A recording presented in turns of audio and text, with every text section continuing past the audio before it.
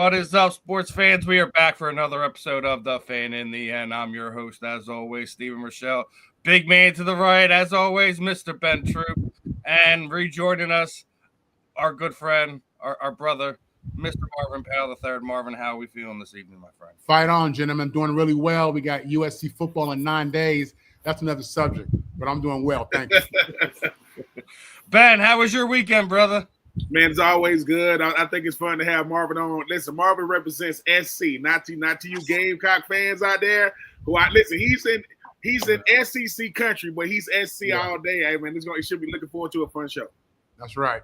Yeah, we're gonna have a fun one, and with all the stuff going on, as Marvin said, 9 days away from college football. Last few days. We've gotten some news out. We knew it was coming, but the sanctions have officially come down for the Michigan football program for the sign stealing. Here's the whole layout, the fines, the stuff being handed down to the coaches,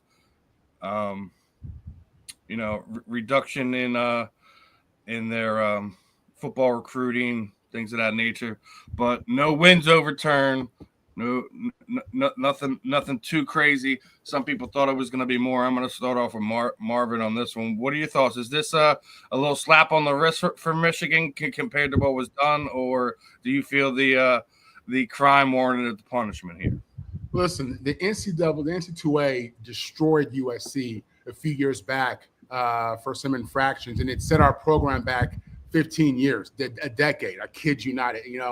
When I see these guys sign stealing, which to me it's a huge deal. I mean, if you could read a team's signs and you know what they're going to do, gives you a tremendous advantage in a game of inches. In a game of inches, if you have an idea as to what they're going to switch to, what they're going to audible to, or whatever it may be, their calls, that gives you an advantage. Like no other. You might as well have their play sheet. You know what I mean? To be honest with you, and for them to come at them with financial fines and show cause and all this stuff, if you're not hitting those scholarships, and you're not taking away wins, and you're not taking away that championship, what are you doing? To fine them $20-30 million, that's chump change to a university. That's chump. Texas A&M is paying Jimbo Fisher $75 million to walk away and get the next guy, $30 or $40 million. It's a slap on the wrist. To me, it's them probably just being shook from the backlash they took from what they did to USC. But this is absolutely a slap on the wrist. This is not, when you look at the crime and they say they have overwhelming evidence of what they've done, the way that they're looking to resolve it is weak. It's weak, and to me, it just says that they don't want to really do anything at all. Because again, if you want to punish a program in college football, you take away their scholarships, and that is everything. This was a weak move by the NCAA, and it doesn't surprise me at all. I want to go back on that one too, because you're right. Well, I don't remember if there was a recent fraction or when the whole Reggie Bush thing. They absolutely destroyed. They killed us. Over there. They killed us. We lost 15 scholarships a year, I think, for like 3 years, something like that. We're out. I mean, we're out there playing. We don't want to have a too deep roster in some positions. So, I mean, it was that bad, and we couldn't compete in that Pac-10, Pac-12. Playing with 50 guys on scholarship. You can't do that. That's how. And if they felt USC was wrong, they were right for what they did, even though they really couldn't prove it. Nevertheless, looking at Michigan and what they did, you're talking about the integrity of the game. You're talking about the safety of players. You can go on and on with that. But this is what you call textbook slap on the wrist. Michigan alum fans and players are laughing at this, and they're applauding this because this is nothing to them. This will have minimal impact based upon what they've done moving forward. Ben, your thoughts? Mark Emmer used to be the commissioner of the NCAA. He stepped down. Now Charlie Baker is he's the commissioner. The reason why no one knows them because they're nobodies. They don't do anything. So let me get this straight. When players mess up, it makes national news. You trying to find a way to just ridicule them. You forget the fact they're 18 to 24-year-olds. Not only does Harbaugh keep the national championship, he's in the National Football League. He doesn't have to comment on it. He's not going to get fined. So what? He can't come around Michigan for 10 years? Wow. I think the thing about it that makes it the most laughable thing is you're stealing. You're stealing signs, and nothing really happened. You got a Netflix special about this, right? This kind of sounds like when the Patriots were stealing signs, and they didn't really do anything. You know, this sounds like Deflategate, and this sounds like, Bountygate. Let's burn all the stuff so they can't see it. Michigan is one of the biggest brands in college football. It's a part of college football fabric. They don't lack funds. They don't lack resources. They don't lack eyes. And they're laughing at this. You made us wait this long for this. They didn't have to stop practicing for this. They didn't have to call a meeting for this.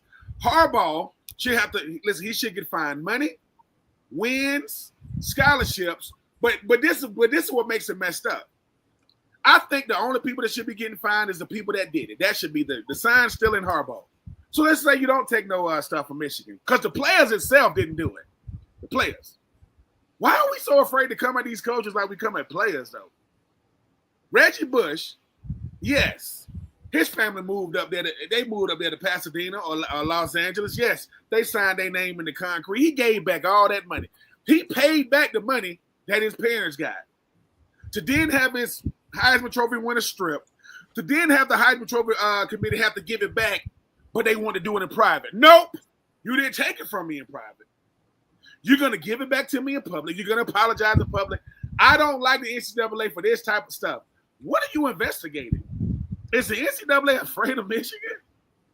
Let's not do too much. Why? They're stealing. Could you imagine, Marvin? Could you imagine, Stephen, if this was players stealing? The players were stealing signs because it's always the product that's the problem. It's not the one that coaches the product. It's never the coach. You mentioned Jimbo Fisher, Marvin. That's a great. They paid Jimbo to leave. He didn't do anything at Texas A&M. He made more money.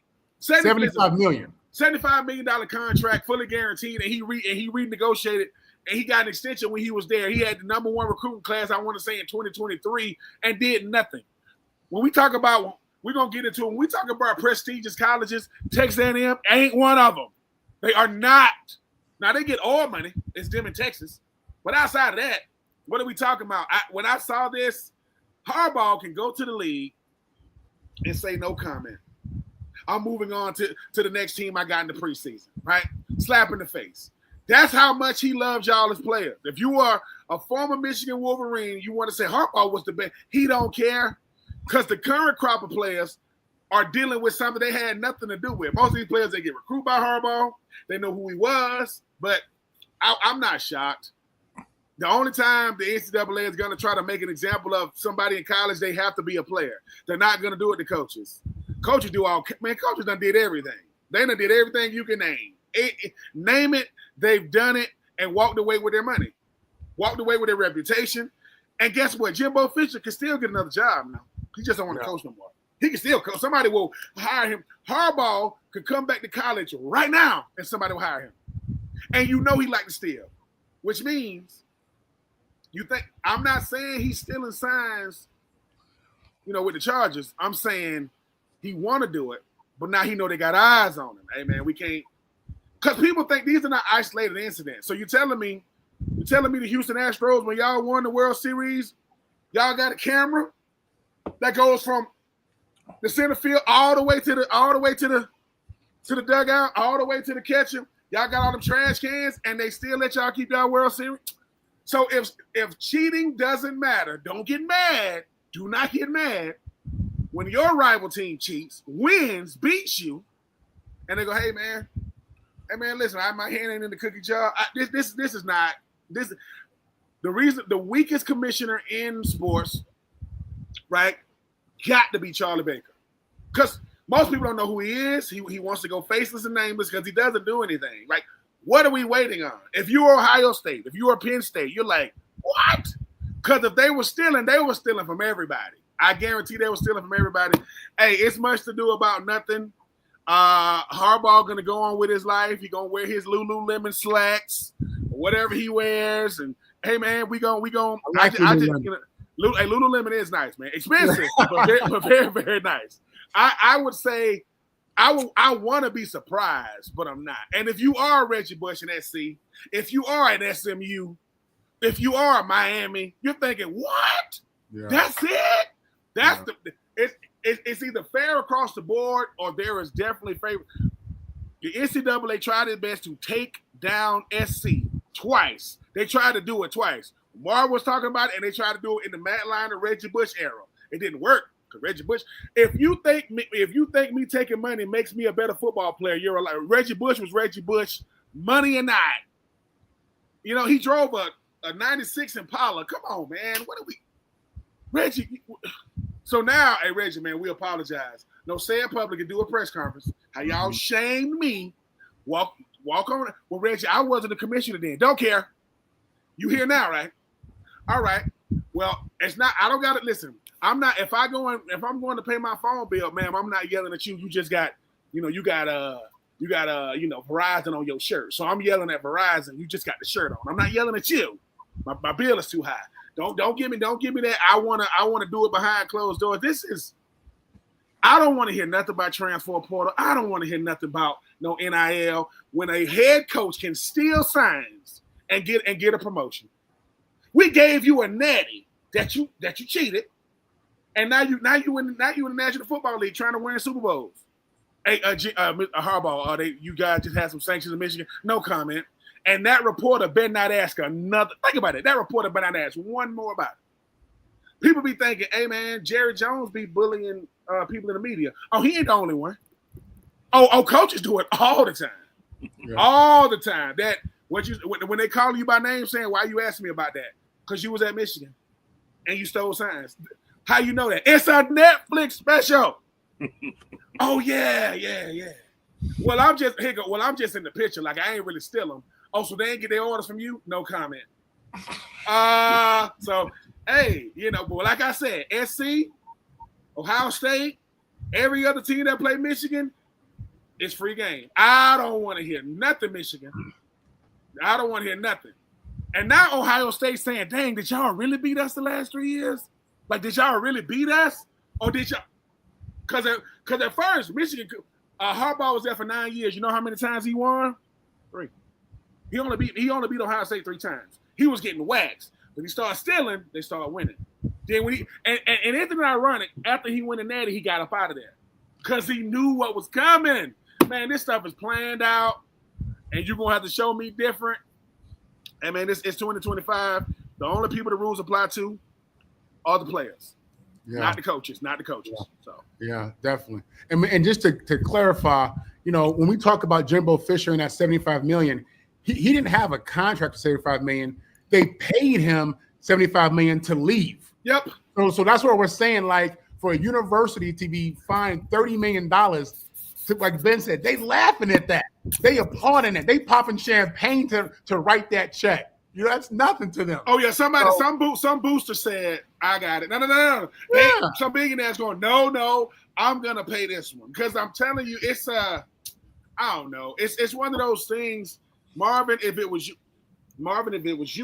me, we wouldn't just get to walk away. Nah, it wouldn't just be no comment. What you mean? So you're not gonna comment on it? What I just say? You're not gonna say anything? No. Yeah. But what I'm saying is, nothing screams I don't care more than doodling where you lay and then acting like you ain't do it. You did this, Harbaugh. And here's the thing. I'm not saying Harbaugh isn't a good coach, but if you cheat, I don't know how good of a coach you are. Because almost winning the Super Bowl is cool. Your brother won one, and you haven't beaten your brother since you've been a head coach. But now at Michigan, you're saying to yourself, if Michigan doesn't win another national championship, which they probably won't, people are going to be saying, did y'all win because of that? Because SC, when it was Matt Leinart, Lindell White, Reggie Bush, and them guys, y'all went to 3 straight natties. Sure 2002, 2003, 2004. Because when I met Lindell White, he said, I don't know nothing about a bowl game. Well, I only play the natties. And the team they lost to had to be one of the greatest teams ever in Texas. But and the biggest controversy was Reggie Bush family moved up there. Really? That's the best y'all got? That's the best y'all got? Come on, man. Let's do better. Yeah. Yeah, I think the NCAA needs to do better here. I definitely sentiment with all your guys' comments here. It's just it's not enough. Obviously, I said it was a slap on the wrist. You see it right there in the description of the show. It is. There's no talking around it. There's no talking down it. When you see what's been done to other teams, it's disgusting. They need to do better. And we've seen in other sports where it's one of those things they just try to slide it under the rug. Baseball, football, whatever. And I don't want to hear the phrase "you ain't trying if you ain't cheating." That's nonsense. I don't want to hear that phrase, especially when it comes to professional athletics. Now, if you talking to you a high school, college student, son, you doing an academic test, sure, it's not costing people millions of dollars. So Yeah. that line I'll go with, but I want to move on to this next one. Obviously, me and Ben have been talking about this throughout the year, and we're gonna kick it off because Daniel Jones is named the Week 1 starter in Indianapolis. Is Anthony Richardson done now? I think he's done, right? Again, this kid only played 14 games in college, I think. When you look at some of these other quarterbacks, I think he's only played 21 games in his professional collegiate career. To my point, you know what I'm saying? And you look at guys like Dylan Gabriel, Bo Nix, these guys played 60 games as starters in college football, and they did it at top programs and had success. There's something to those reps. There's something to that continuity, being under center, being back there so many times. This kid he is what he is. He is a raw athlete who still needs to be coached up and get to a certain point. When you watch him play, you don't know if it's going to be boom or bust, and you can't be that at the quarterback position. Daniel Jones, who was drafted way too early, in my opinion, I think is still a good young player. I don't know that he was the number 6 player in the draft or should have been, but I watched him play in college a little bit. He looked all right, and then you looked at him with New York with the Giants. He made plays. He did okay. The team wasn't that great, to be honest with you. So to me, this is a situation where maybe he's with a better franchise, with a better team. Maybe now he has some years under his belt, so he has more confidence in what he's doing. But I still think Daniel Jones is too young to discard. Same with Anthony Richardson. But I think for now it makes sense why DJ is going to be the starter going into Week 1. He's absolutely, based on what you've seen in the preseason, he's the guy. He's Anthony Richardson's not ready. That, to me, that's the biggest story. Is that not that Daniel Jones is so great and amazing, even though I think he's up and coming, but Richardson is not ready. He's nothing about him looks ready. If you're a Colts fan, you don't look at him and say he's our guy. 70 plays a game. Nah, he's boom or bust. And between missing calls and not reading the defense, and he's going to get hurt back there, and he's going to hurt that team. DJ being number 1 for Indianapolis makes a lot of sense. And you never know. He has a running back. You got some receivers out there. You never know, but it makes sense to me. Now you pose a point, Marvin. Obviously, as I sat there, I just seen it last night. He's only started 21 games in his collegiate and professional career. So you put that in there. Do you feel like where we are right now that there's a possibility Indianapolis pulls some trade off and sends him somewhere that he could learn, could potentially get some second team reps behind a guy that's done it, maybe winds up in a place like the Rams where they could have a good second option to what Matthew Stafford is going to be leaving in a year, maybe 2. Yeah.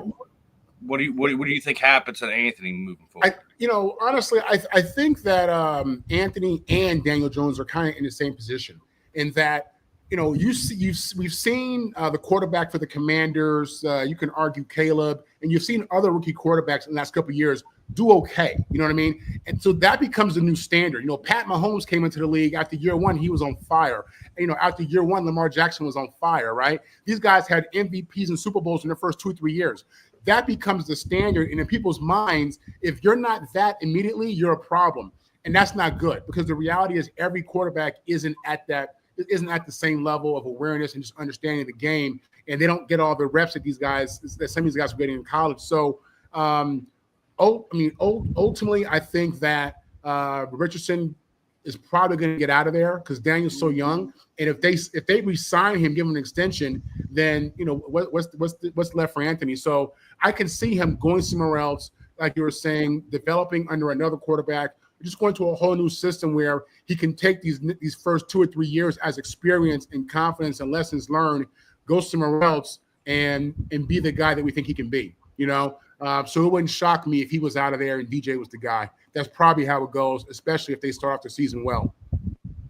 Okay, Ben, your thoughts. Daniel Jones, starting quarterback, Indianapolis Colts. We seen this coming months ago. Me and you were talking about it during the free agency period of time, and we kind of saw the writing on the wall. I can fairly say that we're probably not surprised by this. But now that it's actually here and it's actually happened, you're seeing what's going on with Anthony Richardson and everything like that. What are your thoughts here, brother? I would love to say I'm surprised, but I kind of agree. I definitely agree with Marvin. What you are on tape is what you are, right? Now, upside is everything, but the problem is we all have it. Potential is everything. Problem is we all have it. Anthony Richardson will get an entire front office fired because that's how good of a player he can be. But day one install. You can't. He's making rookie mistakes, and he's not a rookie. He's doing things that, and Marvin knows this. If I'm a quarterback and I'm hearing Larry, I know everybody's stepping left. I know I got a free rusher coming from the right. I'm right-handed. So if I got everybody stepping left, why am I looking left? I should be looking right. They got the left protected. I get hit. I'm out. Then I come back the next game. Now I get sacked again, and this time it comes straight up the middle. I think the thing about Anthony Richardson is what somebody should have told him. 6'4", 245, 250 pounds, can jump out the gym, can run a 4.4. That's great, but in the NFL, that's normal. It's a bunch of guys that can do that. And it don't matter if you can do it if you can't show it. Lamar Jackson is athletic freak, and that's how he plays. Josh Allen, freak athlete, that's how he plays. Justin Herbert, statue. He stands in the pocket, throws. Right? Joe Burrow, stand in the pocket, throws. Anthony Richardson, he walks in the room. He's like, dude, that dude play quarterback? Yeah. But he got to learn how to play quarterback first. And do I think Indy was the right pick for him? No. Because anytime you get Anthony Richardson, you change up what you do. He's an RPO quarterback. He's a run-pass option guy. That's what he does. But the thing about Anthony is he'll make a great throw, then he'll make a bad read. He'll make a great play, then he'll make a bad read. I think what they're doing with Anthony is the same thing they did with Bryce Young. You got to show a big-time talent that's never got benched. You can be benched. And how he responds will have a lot to do with the rest of his career. Is his career over? Absolutely. There's a bunch of OCs that I can work with that. That guy, I would love to have Anthony Richardson. But now that Anthony, not saying he needs to be humble because he's a very, very humble young man. It's like, dude, you ain't now Quentin Nelson, all pro guard for them was recently on Zaire Franklin and those guys, his teammates' podcast. He said he looked in the camera and said, Anthony Richardson. I want Anthony Richardson. Now, let me tell you why that's problematic. My all-pro guard, one of the best guards in football, looked in the camera and said, I want Anthony. Now, he don't make the decision. What Quentin Nelson is saying, I don't know if the whole team agrees with the Daniel Jones. Because Daniel Jones is a better option. It's not that great. It's not that much better. Because Daniel Jones, I'm going to keep saying this, he decided what team he was going to go to in the offseason. He looked around. He said, the Saints, nah. Do I want to go out there to Seattle? Nah. I want to go to Indy. Why? I think I could beat Anthony Richardson out. That's based off what he's seen on tape. And like I said, Daniel Jones might stink up the joint. If he looked like he looked in New York, he won't be the starter alone. They're going to pull him. But yeah. I think for Anthony Richardson, this is the part of being a pro and saying, look, I'm not going to ruffle no feathers. I'm not going to make no headlines. I'm not going to say anything. I'm going to be a good teammate. I'm going to go. I'm going to practice. I'm going to make myself ready. Because the next time we see Anthony Richardson, that's the real evaluation. Because now he coming in not as a backup. If he comes in, hey, man, we trying to help salvage the season, but it's football. I knew that Anthony Richardson is extremely raw. Like, extremely. So I don't know. It just comes back to one of those things, Stephen and Marvin, that every player has to deal with two things in the NFL, and you can't run from it: getting hurt and playing bad. Every player does it. Yeah. Now, every player doesn't get the same rope when you play bad. Sometimes you might not get to recover from it. If you are Anthony Richardson, this dude is 23 years old. That's how young he is. He's been in the league 3 years, 23. So he got a lot of years ahead of him. He's gonna look back on this moment, and either this is gonna be what catapulted him to stardom, or he gonna feel bad for himself. And people like, dude, most guys get drafted when they're 23. He got drafted when he was 21. Yeah. So he'll be all right. When he was at Florida, they didn't really run no offense. He was a freak athlete. They kind of let him do his thing. And then he got drafted 4th overall. Think about this. And people don't want to talk about this. Bryce Young had to win a Heisman to be the number 1 overall pick and go to Alabama. C.J. Stroud had to go to Ohio State, make the college football playoff, be the 2nd overall pick. Anthony Richardson won 6 games in college, and he was the 4th pick. He won 6 games. And which means if he goes to the college football playoff, he might get drafted number 1 over Bryce. That's the scariest part. So I do agree, though, Marvin. You got to give him time. And the one thing that what hurts Anthony Richardson is C.J. Stroud. Same draft, 2 years, been to the playoffs twice. Bryce Young got benched, played well last year. Jaden Daniels probably had the greatest rookie season we've ever seen. Bo Nix made the playoff. They'll judge rookie quarterbacks off other rookie quarterbacks, never realizing who did that quarterback play for? Who was his offensive coordinator? Who was his quarterback coach? You have none of those things. Because right now, Caleb Williams, ain't nobody saying it enough. What's saving him now is a new head coach, Ben Johnson. That rope is not going to be long.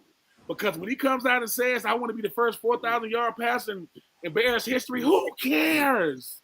4,000. Win. So, Anthony, you ain't the only one, sir.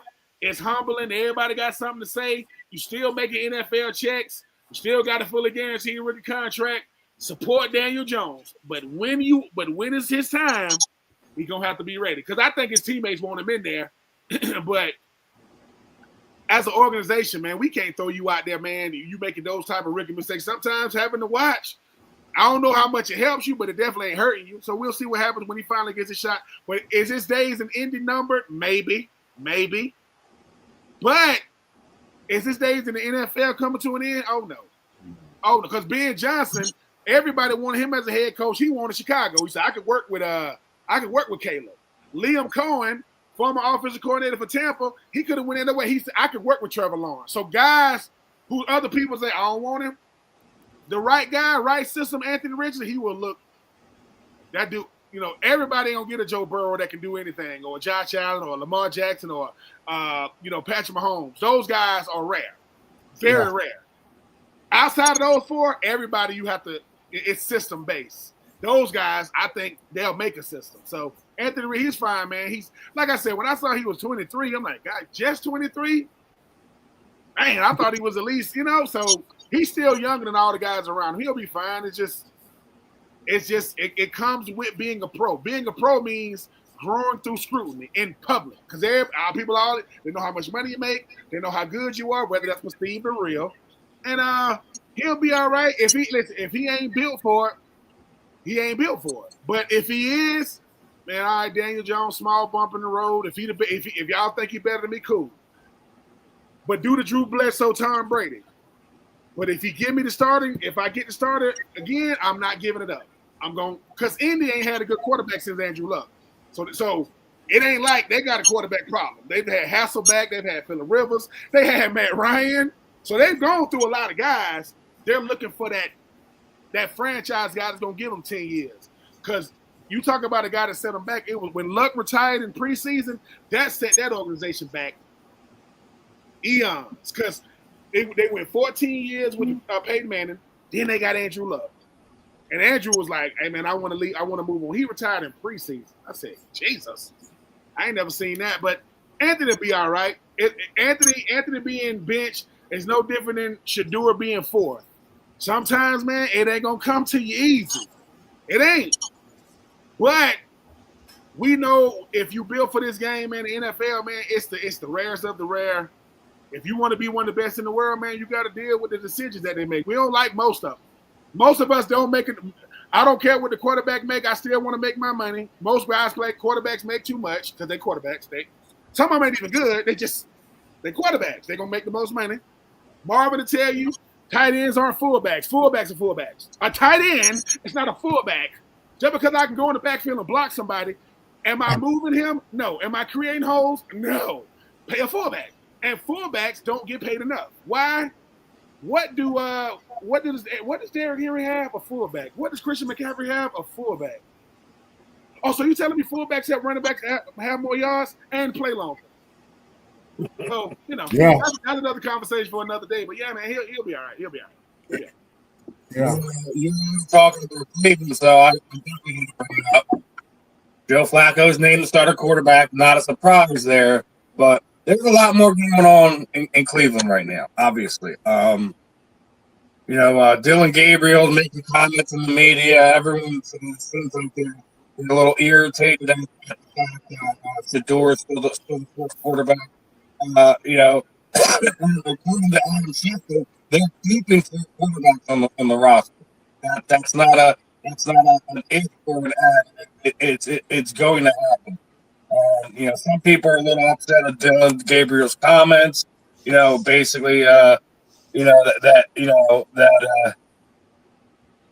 it's his job to compete, not sit there and play media darling and do stuff like that. First off, start with Marvin. Joe Flacco to start, obviously not a surprise there. But are you surprised where Shador was after what looked like he had a pretty good first start to the preseason?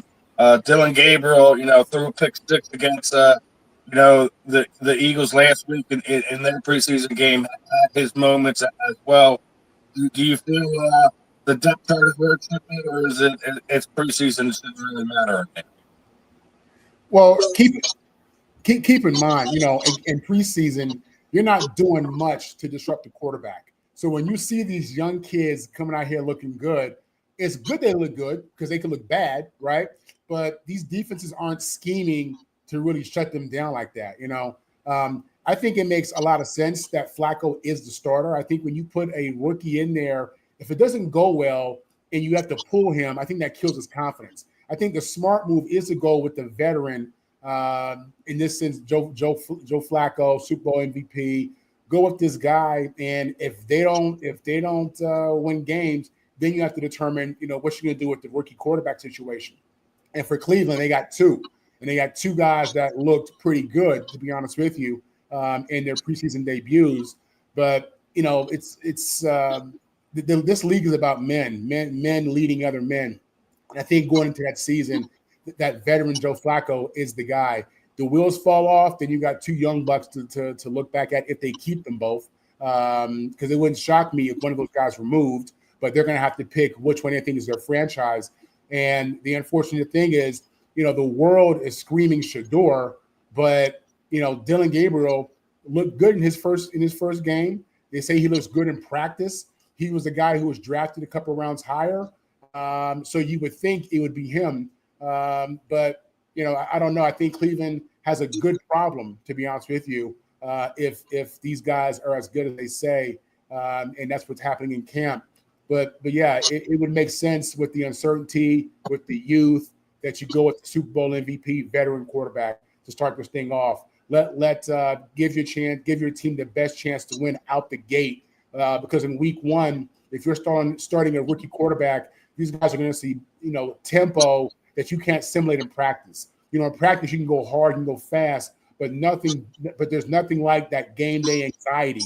There's nothing like going against that first team defensive end who's playing for that contract, who's been in the league for 4 or 5 years. It's a different level of heat, different speed, different tempo, different all that. It is, I think, for a young guy, it could be tough. You got a Super Bowl MVP in your back in your locker room. You play that guy, and you go from there. And your thoughts here? What's going on here in Cleveland? Obviously, me and you called this again. As soon as they made the signing, we knew that Joe Flacco was going to be the starting quarterback of Cleveland at the start of the season. Are you surprised Shador's still number 4 and did Dylan Dylan Gabriel's comments, irritate you, upset you, surprise you, anything of that nature? I'm not surprised that Joe Flacco was a starter. Joe Flacco is there for stability. He's not there for long term. Hey, man, and we know this. Listen, we're not the youngest guys anymore. We have reached the Unk stage. Youngest gonna call us Unk, right? We used to call other people Unk. Well, I don't know if Marvin has done it. I yelled at my kids the other day, man, turn that music down. I used to didn't do that. It used to be as loud as it won't, right? Because I'm getting more, not stable, but I'm very boring as I get older. The things I want, I want. I don't deviate a lot, right? Does Joe Flacco look exciting to you? No. He looks like I'm going to do what the offense needs me to do, and I'm going to show Dylan and Shedeur just play quarterback first. Before you could do the dynamic, you got to do the mundane. You got to do the normal. Do those things. Then you can elevate. If Dylan Gabriel thinks that he thinks that, I'm talking about reporters. When the last time we called reporters entertaining? We don't. A reporter isn't entertaining. No, Dylan Gabriel went to Oregon. Who was his coach? Dan Lanning. Dan Lanning had a lot to say before they played Colorado. Who was the quarterback over there? Oh, that was Shedeur. And sometimes that stuff be in your head. Then when they ask you a question, all you got to do is say, I'm here to compete, period. I'm here to compete, period. Because this is how you know you messed up when I got to retract what I said. Coaches do that, not players. Coaches say something, mess up, go retract it. What do you mean? You got entertainers and you got competitors. I go out there and compete. So who's the entertainer? Reporters? Wrong. I don't know an entertainer. Stephen A., he's pretty entertaining, but he yells. He's on TV all the time. You don't even know the reporters. Dylan, what reporter you know? None of them. And they putting cameras in front of you. Dylan realized real quick, what you say has consequences, youngin'. Be careful what you say because you don't want to create a rift. Whether it's perceived or real, you don't want to be that. Now, when it comes to Shedeur is realizing real quick, there ain't a fifth rounder in the history of football that got to start week one. Not even Tom Brady. That doesn't happen. The only rookie I remember that got drafted fourth round that got to start was Dak. He's the reason why Tony Romo's in the booth. But he was phenomenal now. But Tony Romo was older and kind of phasing out anyway. I think sometimes we get caught up in this hype train. The NFL ain't going to switch up for nobody. They love Shedeur. They'll take the second in jersey sales. And they'll take the hype. Hype don't win games. Football players win games. And Joe Flacco got to show them young boys, look, y'all are the future. You got to wait. You don't believe me? Phillip Rivers got drafted 4th overall in 2004. Who was the starting quarterback out there when he got to the Chargers? That was Drew Brees. A second round. He had to wait. Aaron Rodgers got drafted, 31st overall. Brett Favre was already there. What he had to do? He had to wait. These are first rounders I'm talking about. Shedeur Sanders is good for business. He learned that from his daddy. Now, and he's a good football player, right? But Shedeur is realizing real quick, hype sell tickets. They don't win games, young. Just keep your head down. They're keeping 4 quarterbacks. That does not happen. 4? You might keep 3. And the third guy going to be your practice squad guy. 4 quarterbacks means I think Kenny Pickett is going to get traded. I think he's going to be the odd man out. I don't even know why Deshaun Watson keeps making videos. You're not going to play for Cleveland anymore, Deshaun. Congratulations on getting married, by the way. I think the thing about Dylan and Shedeur is RG3, Kirk Cousins 2.0, except you got 3rd round and 5th round instead of 1st round and 4th round. If I got 2, that means I'm not really settled on any one of them. But I'd rather have the future in the building. I'd rather have 2 guys that's going to be my future. And the fact that both of them got to wait and watch, we're going to see how they really handle it. Because it would be different if Dylan was starting. They cut Kenny Pickett and they made Joe Flacco number 2 and Shedeur number 3. No, we're going to say 2 veterans, number 1, number 2, and our 2 rookies, number 3 and number 4. And, I agree with Jason. I agree with something Jason Kelsey said. Cleveland, this is new to Cleveland. They've never really had a quarterback situation ever. This is their first time ever really going through a quarterback situation. No, they've been dealing with quarterback issues before we even knew what football was. It's been a long time since Cleveland had a good quarterback. Bernie Kosar. The last time they had a good quarterback was Bernie Kosar. Listen, I am rooting for both Dylan and Shedeur. But what I would tell Dylan Gabriel is this. Private conversations better not become public comments. Don't do that. What you say in private is supposed to stay there. When they put a camera in your face, show your professionalism. Show your poise. You played for UCF. You played for Oklahoma, right? You played for Oregon. You played for a lot of schools, right? Make sure, and that's why he's so poised as he is. Remember you talked about earlier, Marvin, that's a lot of stars in college. Your teammates are not your enemies, even if you're competing against them. They ain't your enemies, man. We all out here trying to play. And Marvin can speak to this like I can. Your teammates will become your enemies if you start looking at them that way. Don't let that animosity creep in your mind, man. That man competing just like you. He want the best for his family just like you. And sometimes the best player don't win. Who's the best fit for the team? Best fit is better than best player. I got to be a good fit for what they want. And right now, Joe Flacco is a good fit. You know how I know? Because he was a better fit last year in Indy than Anthony Richardson. He was a better fit last year. Because he says, I'm a rhythm guy. I'm going to throw it to the guy that's open. I'm not finna improvise, and I sure ain't finna scramble. Scramble and do what? You know, so I think that Tom Brady has 1,000 career rushing yards his entire career. His whole career. Because he don't run. And we know he can't catch, you know, when they try to throw it to him. You know, I didn't know I didn't think he had that many yards. I'm gonna go and check it. I think he got like 1,000 on the dot. But what I like about the NFL is this: when all the smoke clears, they gonna do what's best for the league, not just Cleveland. Because if I start letting fifth round to start, them other GMs gonna say, "What are y'all doing?" I'm telling you, as much as we think the NFL is changing outside of social media and more eyes, no, they're gonna do it the right way. They're gonna make them quarterbacks need to be ready. And I'm not a fan just because you got drafted a high quarterback, they throw you in there. That don't mean you're ready. Sometimes you will ruin me by the time I'm ready to play because I done lost so much. Cam Ward gonna start, he gonna lose. Trevor Lawrence never lost in his life till he got to the NFL. Still ain't learned how to win in the NFL. You got to go through the growing pains. But Dylan, please don't say that kind of stuff anymore, man. Because you know how it is, Marvin. If I think you said it about me, I'm gonna ask you about it. I'm not gonna ask you about it in public. I'm gonna say you compete, huh? Man, I wasn't talking to you. Well, who were you talking to? I was talking to reporters. Which one? You don't even know who the reporter who's interviewing you, and they tell you who they are when they'll say, I can say Ben Troupe, WSAV News. You don't remember me. I'm not entertaining. I ask questions.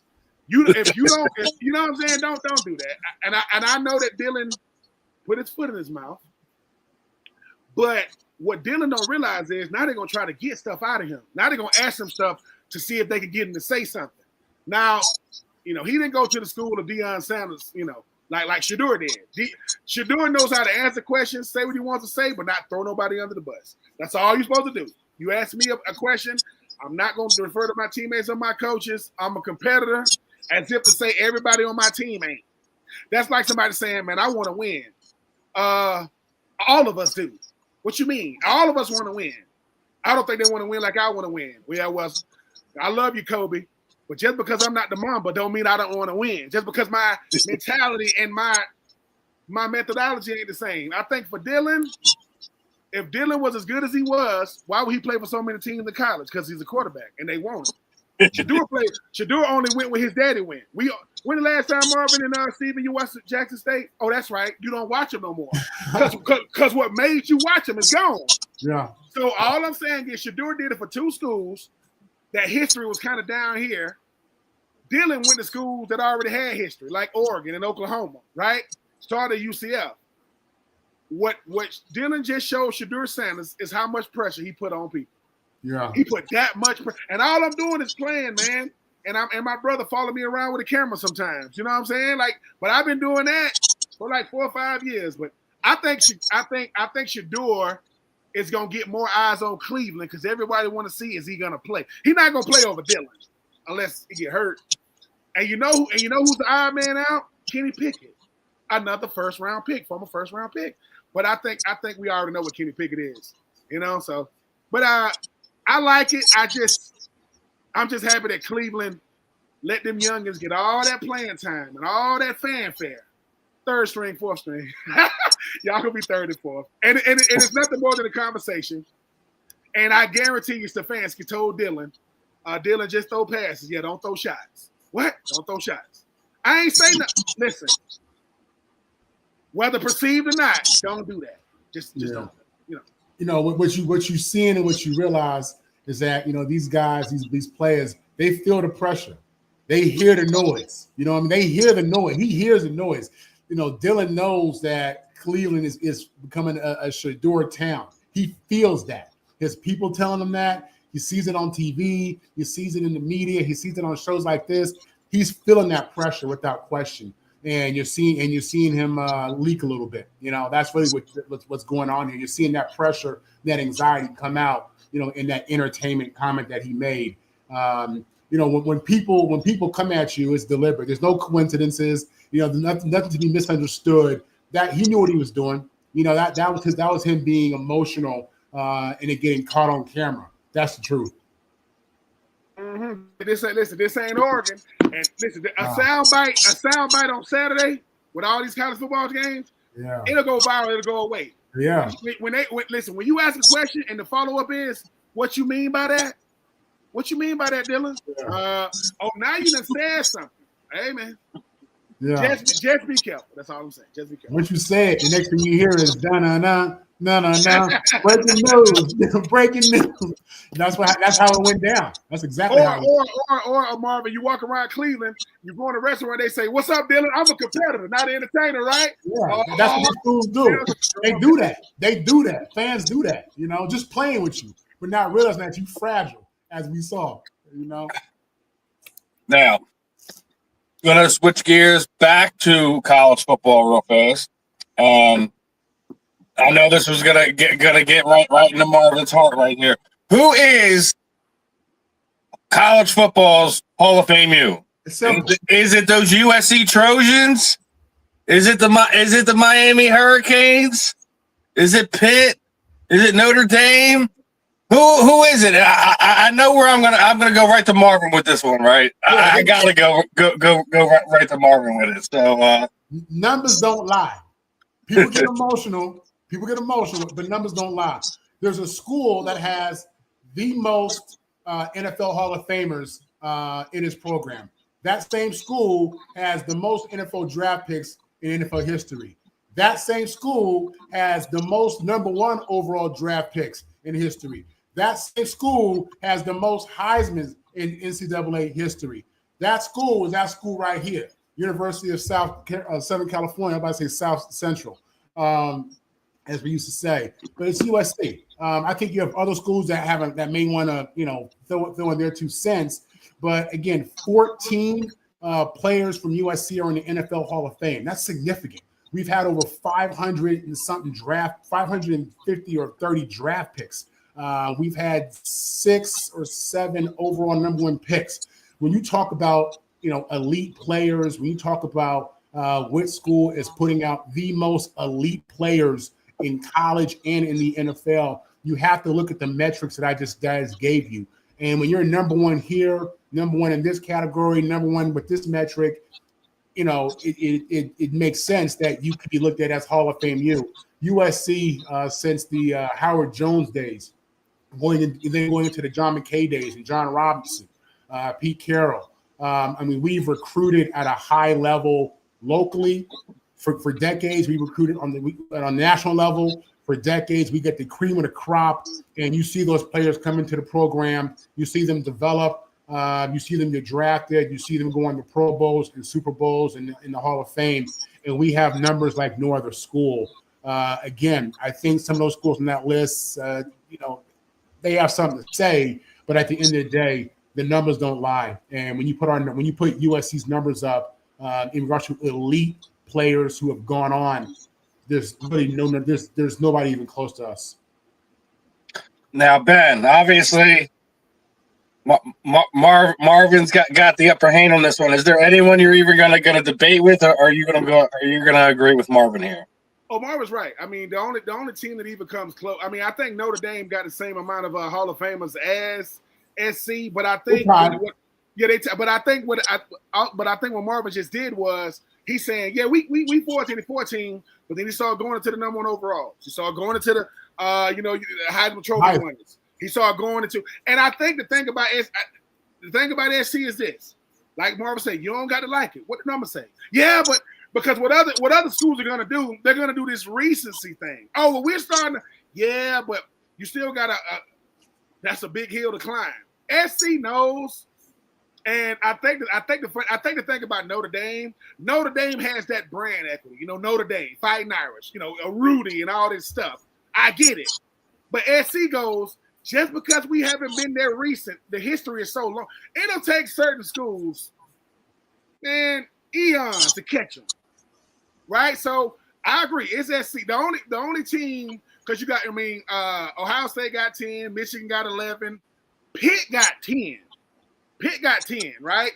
I think the thing about Hall of Famers and SC, it's normal. Like certain schools, here's the crazy part. In the great state of South Carolina, Clemson and USC, the Gamecocks, they have a whopping 2 Hall of Famers. And one of them just got there. Sterling Sharp is the only Gamecock that's a Hall of Famer, right? He just got inducted in 2025. The only Clemson Tiger in the Hall of Fame is Brian Dawkins. That's it. That's the list. So when we get to talking about being a big-time school, a lot goes into it. Championships, tradition, Hall of Fame, first-round picks, number 1 overall picks, Heisman. The thing about SC, they're going to hit everything. Most schools going to hit some of them. When you start going Hall of Fame, we have to get our food to go. Yeah, let me get. Can I get some of this? Okay. Well, let me get out of here, fellas. So it's a Notre Dame and SC can be in the same room together. They can go back and forth. But if you got Marvin in there with, Desmond Howard or whomever went to Notre Dame, Desmond Howard went to Michigan. I'm sorry. You got. You talk about another running back, Jerome Bettis. They finna go at it. What about our boy Ricky? You forgot about our boy Ricky. Of course, Ricky Waters. Oh, running Ricky Waters. But here's the thing, though. Notre Dame need backups. Marvin can say, I got us. Y'all go ahead. I got us. Because no matter what they say, Marvin got something to say back. Like, yeah, we've been doing that. You want to talk Heisman's? You don't want to do that. No. You want to talk number 1 overall picks? You don't want to do that. You want to talk legacy? You don't want to do that. Most of Notre Dame's legacy is in VHS times. It ain't now. It is not now. It's not. Listen, Notre Dame has become the team that loses to the team in the Natty. That has been their recent. Their best coach is at LSU right now. So as of recent. So I listen. SC, no, I ain't got no quarrels with them. You know, Miami got some. But here's the thing that no one talks about. HBCUs, Jackson State, Grambling State, Morgan State, South Carolina State. They got more Hall of Famers than Florida does, right? They got more Hall of Famers than all these, Tennessee and all these big schools. So don't ever look past these HBCUs. They put them out, and they ain't got. So yeah, it's SC though, man. This ain't even. I'm gonna return one more question back to Marvin. Who's your favorite Hall of Famer that's come out of your school there? My favorite Hall of Famer, probably Juice. I'm about to say that. That's what I was going to say.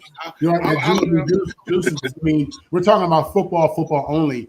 Juice, when you look at his career at USC, which was only 2 years, he came out of JUCO, and then you look at what he did in the NFL with the Buffalo Bills, you're talking about arguably one of the greatest running backs of all time when you combine college and NFL career. I mean, he's probably in the top 3 with Jim Brown, Barry Sanders. You can argue Thurman Thomas maybe, but that's my thought. But he's probably my first thought was Baselli, because when I was in high school, I played a little tight end, not like Ben does or Ben did, but I played a little bit of tight end. And in my mind, I was Tony Baselli. Again, being the son of an offensive lineman, I took tremendous pride in blocking. So Baselli being inducted was a big deal to me. But Juice is the guy without question for me. I you know what? My favorite SC Hall of Famer is probably Lynn Swann, because Lynn Swann was so good at football, man. And then he went into the booth You know, it's like, and I got a chance to get interviewed by him my senior year playing Miami. That's back when ABC Sports had the big game. That's ESPN is coming up, and I'm staring at Lynn Swann. He's staring at me, and I ain't even doing my warm up. I'm tapping people, and he walk up to me, and I'm expecting Lynn Swann to be, I don't know, 6'2", 6'3". Lynn Swann, a little guy, man, like little dude, right? Respectfully though, not a big, tall receiver. He ain't TL. But what I'm saying is, I said, man, you Lynn Swann, man.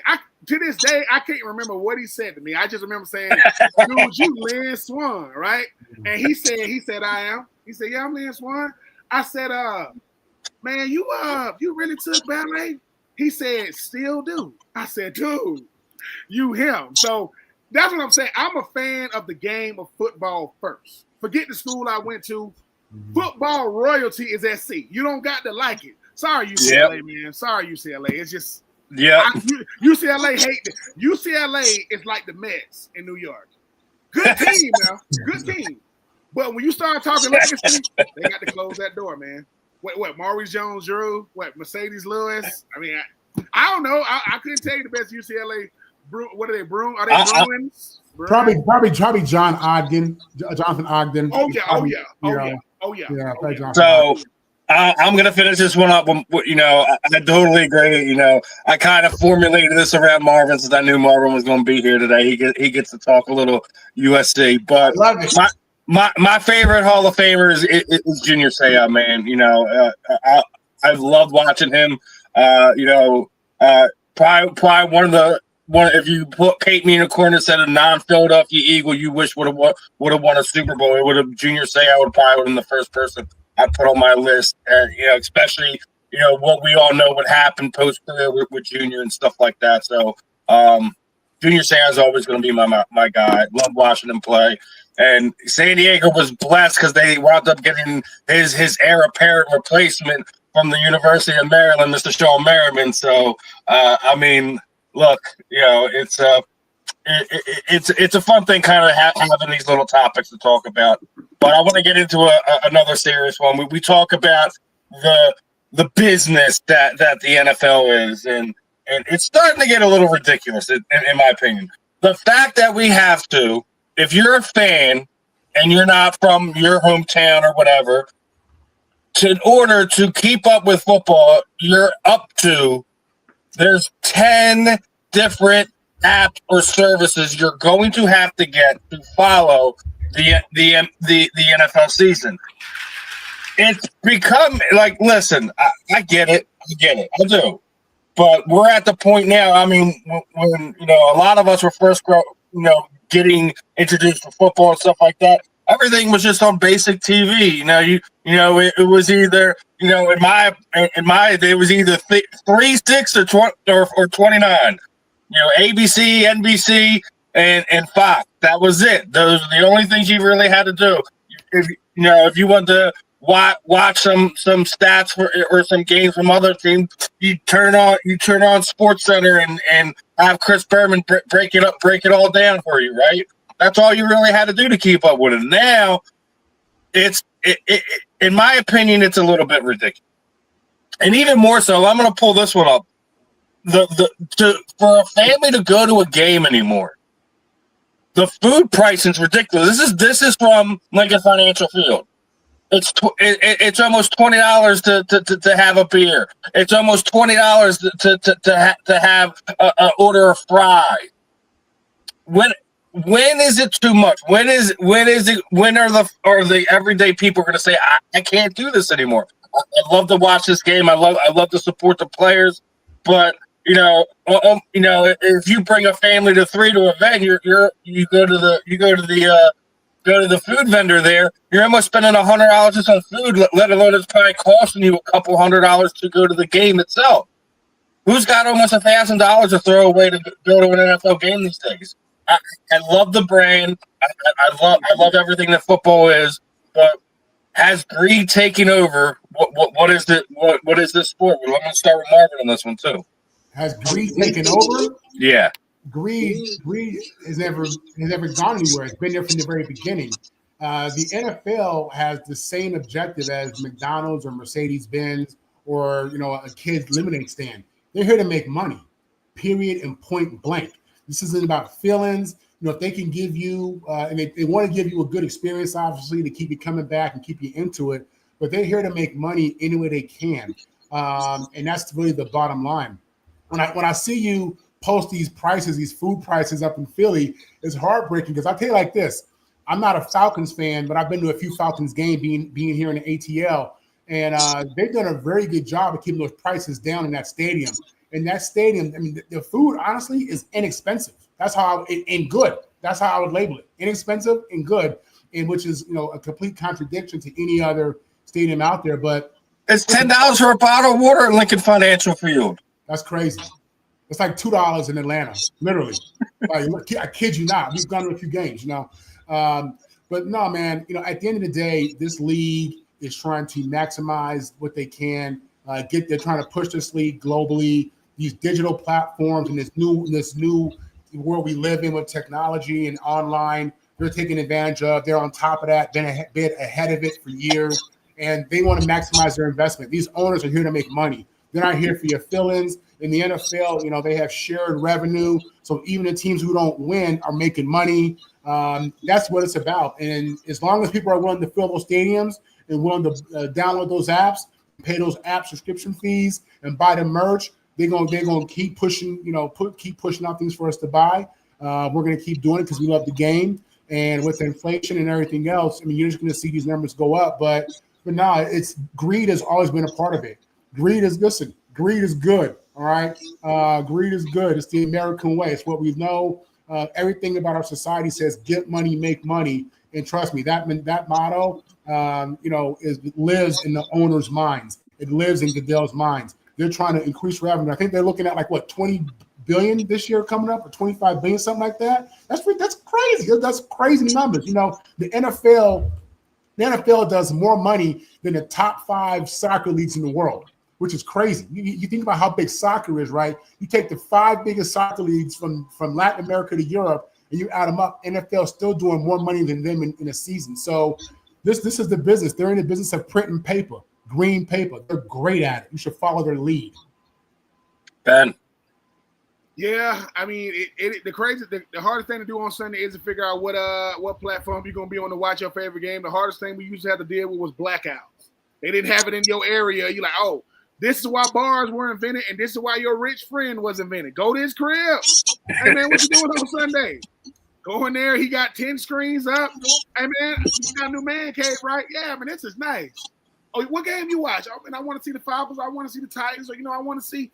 And next thing, but I do agree with Marvin, though. Mercedes-Benz doesn't get enough credit for one beautiful stadium, not a bad seat in the house. And the food, just because you paying good prices, they're giving you a lot of food. They're not shortchanging you.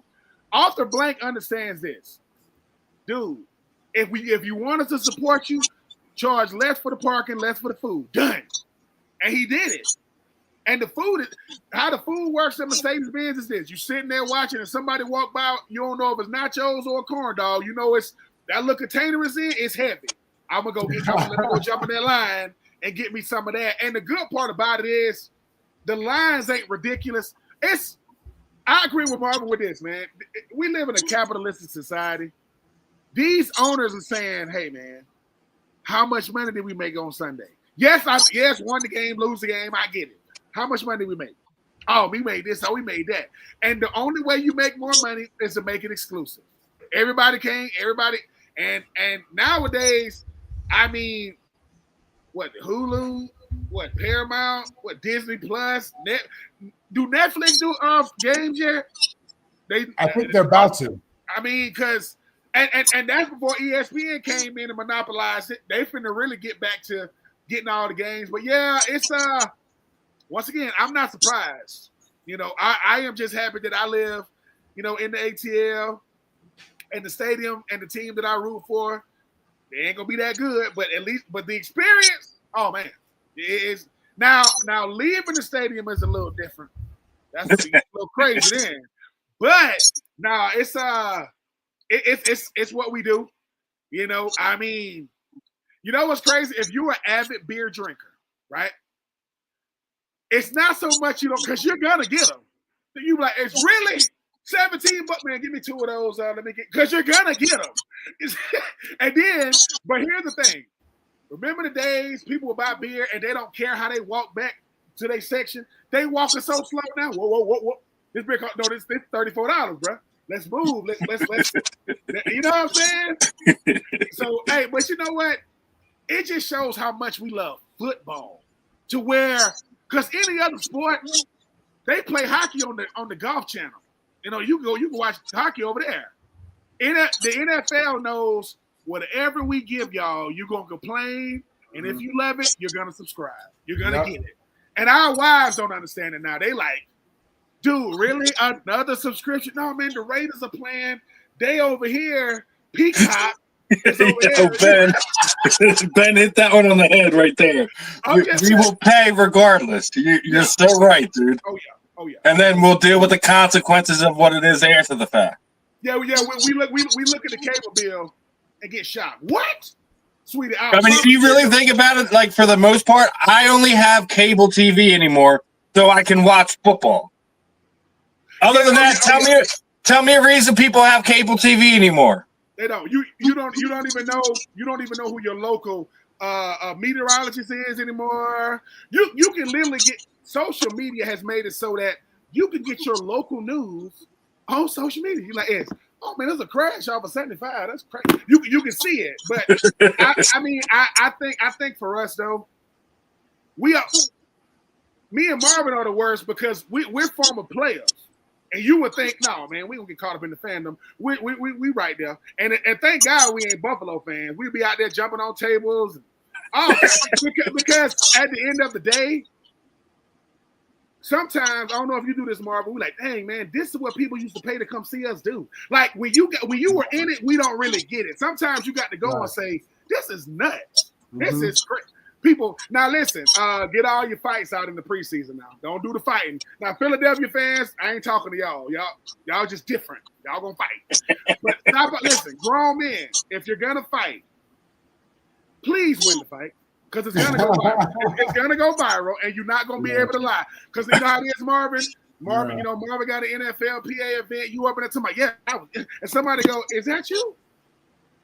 That ain't how that went, bro. He gave you a 3-piece with some extra sides. I'm talking. Listen, I'm not talking to the 20-somethings. Listen to the 30-somethings, 40-somethings, 50-somethings. We don't fight. We argue real good.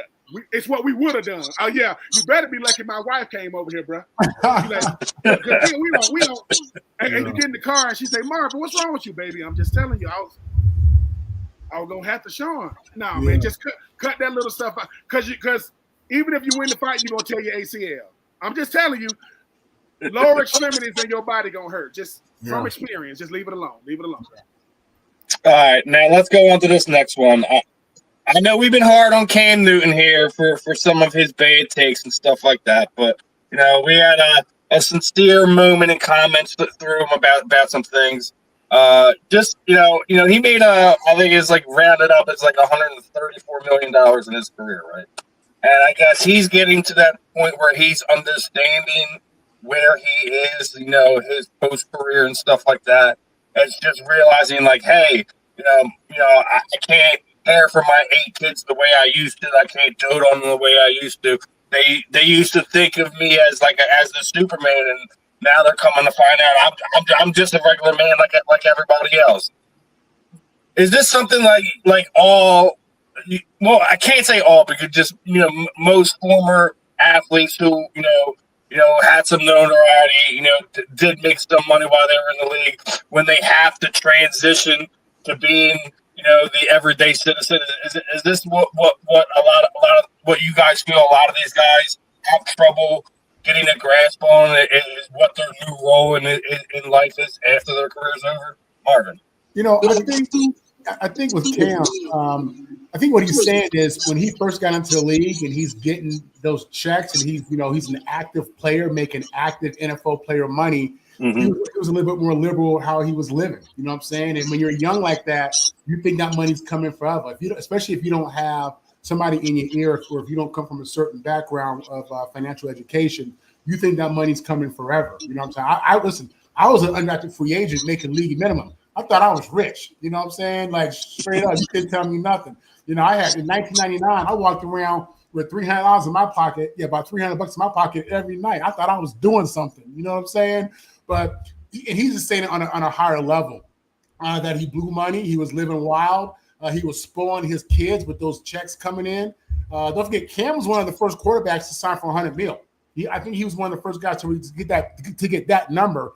I think it was a team-friendly deal, but it was still $100 million. But you know, he has good problems, so I don't feel bad for him. Cam got good problems. I've heard Cam recently say on his own show that he's not making what he made, but he still got bread and he's good to go. So everybody who was connected to him, who he was taking care of, they all took a hit. You know what I mean? Because when he stopped playing, he stopped getting them game checks, and now he's having to live off his reserves and his investments. You look at it differently, especially a few years down the line as you wise up and grow older. But to be young and reckless with money, that's not an athlete thing. That's a young person thing. That's an American culture thing. They do that all over the world. I know all kind of men in business who've made serious money, and they'll tell you their first few years in Wall Street or after law school, whatever it may be, they was blowing money on things that we don't have to talk about, and they was doing it in abundance. You know what I'm saying? So Cam is no different from that, and I think that's what he's saying. And he's just being honest about the fact that when he was younger, he was a little more reckless. And now, it probably does hit his ego a little bit when the people who used to depend on him can't get from him what they once did. You know what I mean? He liked being that supplier, being that guy. I get all that. That's part of being young. You know what I mean? And now he has a whole new perspective to speak on that. So, that's my take on that. Mr. Ben Troupe? I agree. Getting older, humility and wisdom, hopefully comes with it. And I think for Cam, he realized the Superman mantra was more than just on the field.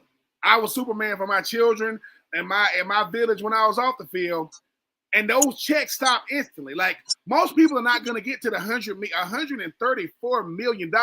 You can only imagine how much money he was spending on all his children and to maintain his lifestyle. Because a lot of times you're trying to make your life look like the lives of those you support as well. Oh, I live here. I want y'all to live there. I do this. But what you realize real quick, when the checks stop coming in, dude, that's a lot of tuition when you're talking about private school. That's a lot of gated community and HOAs. That's a lot. And what people don't get, people don't have $100,000 a month expenses. But if you make a certain amount of money, it takes you not making the money to make you realize, I was spending what? I think that's what it really is too. Yes, Cam has, he has 4th and 1, he has Funky Fridays, he's still making money, but Cam was used to getting the biggest check on the team consistently. And I like the fact that he's showing vulnerability, man. I like it. I think the human side of Cam is what he's willing to give the world, because what Cam is really saying, let me speak to my family through the world, because they ain't getting it. Because it's not him shutting it off. It's him letting his family know, I don't got it to give anymore. I don't got that. And it's hard because what people don't get is when you make it, your whole family think they make it, depending on how close you are with your family. They think, well, Marvin got $300 to walk around. I should have $300 walk around. And you get to a point that you say, hey, these people are going to make it had you never made it. They were still going to make it in life. But because Marvin made it, Ben made it, Cam made it, what we start doing is we start doing things we can't maintain for a lifetime. Because they ain't going to tell you to stop. They're not going to say, hey, man, stop doing that. They're going to say, thank you. Give me more. Expectation will become entitlement real quick if you don't shut it off. So I appreciate Cam's sentiments, because Cam knows people still think I got it because I'm still on TV. They still think, because I still wear the, hey, Cam, if you listen, I'll take some of them hats, baby. I love Masika. I'm not buying none, though. I don't buy $1,500 hats. And let me tell you something that I learned real quick in the NFL. The only reason why you keep any money is because you got financial advisors. They're the ones telling you, hey, you know why rich people stay rich? Because they budget and they save. What? Yeah, like, you know why you don't want to see a wealthy person's car? Because it's not flashy, right? It's not, because they don't make something I can't buy. I think when you're not used to having and you have it, you think you got to show it, and you don't. That's the hardest thing. If you can kill the love of materialism and the love to show what you got, well, you know how much money you'll save. You know how many looks I used to get when the Titans and up back when Kmart was a store. It ain't even a store no more. It was down the road from my house. They looking at me in the line like, "What are you doing in the line? Are you trying to get the special bin?" Yeah, that's 2 for $10. What you mean? But and as former athletes, we got to tell the current athletes, you don't got to prove anything. A lot of that stuff, man, is trying to look like something. Like, did it really matter what car I drove? No, but I think I got to drive the $100,000 one. Does it really matter where I live? No, I think I got to live in a gated community. No, you can live anywhere. And for Cam, I'm the number 1 overall pick. I can't just live anywhere with Cam. You're not going to live in no offense, you're not going to live in a trailer. Ain't nothing wrong with a trailer. But I think for Cam, he was pushing out so much money, and it just goes flat. When you retire from the NFL or you get your last, hey, coach, man, I want to retire, they're cutting the checks off immediately. Them things are, hey, man, listen, they're going to talk to you, and before you walk out, they're talking to the finance person. He's gone. No. Cut that off. So for Cam, I can only imagine going from making $1 million, $2 million, $10 million a game to, I don't know. Listen, I don't know how much he make on Funky Fridays and 4th and 1. He ain't making that. He ain't doing that. Yep. So I think for him, he's speaking to those who are in his circle. So he's saying, Daddy loves you and Daddy gonna take care of you. But we're not taking family trips that we can't go in a van. We ain't taking ones that we got to fly. That's 8 plane tickets. You see what I'm saying? So I think that's what he's saying. And I'm proud of him for doing that, because you still Cam. Like, you know what I'm saying? Like, do I believe, I'm going to keep saying this, do I believe LeBron James drove a Kia? No. Was he on the Kia commercial? Yes. Do I think Shaq drove an Oldsmobile? No. Was he on the commercial? Yes. But when you really think about it, Shaq is Shaq no matter what he drives. Cam is Cam no matter what he does. I think he's realizing that now, because he's telling his children's mothers, the mother of his children, and he's like, so yeah, we need to talk. We need to talk, because it costs how much for him to go to school? $30,000 a semester. He getting C's public school. And I'm not in Cam's business. As a man that has 7 children myself, between me and my wife, most of them are grown, thank God.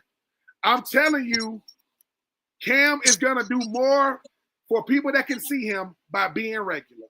Now, I'm not talking about how he dresses. Cam dressed like Captain Crunch. That's fine. That's what we want to do. It's fine. Captain Crunch. But I love Cam. Cam know I love him. But what I'm saying is, and Marvin can speak to this, Marvin Powell is Marvin Powell no matter what. It takes an athlete a long time to realize it ain't what you do, it ain't what you say, it's you being you when you do it and say it. I need Marvin Powell III, because I don't know what it's like to have a father that's Hall of Fame, like a legacy type player.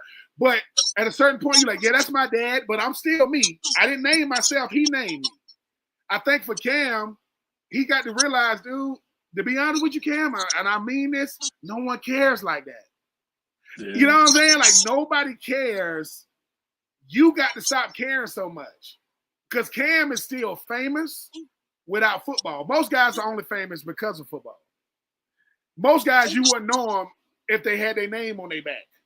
Cam Newton could be in anywhere in the country. That's Cam Newton. Like, you know him when you see him, right? Man, Cam, you good. You good. And Cam, you want to come on the fan in the end because I said something about you dressing like Captain Crunch? Come on. You can air me out on here. But no, man, I'm telling that to a Marvin Powell III. You are who you are, sir. You just played football. Because some of us, this identity thing is crazy. People think that when Terrell Owens went on First Take and he had on the Hall of Fame jacket with all his stats on it, you know how many players would do that? He ain't. People think that's crazy. You know how many players go, I want to do that. And their girlfriends or wives like, no.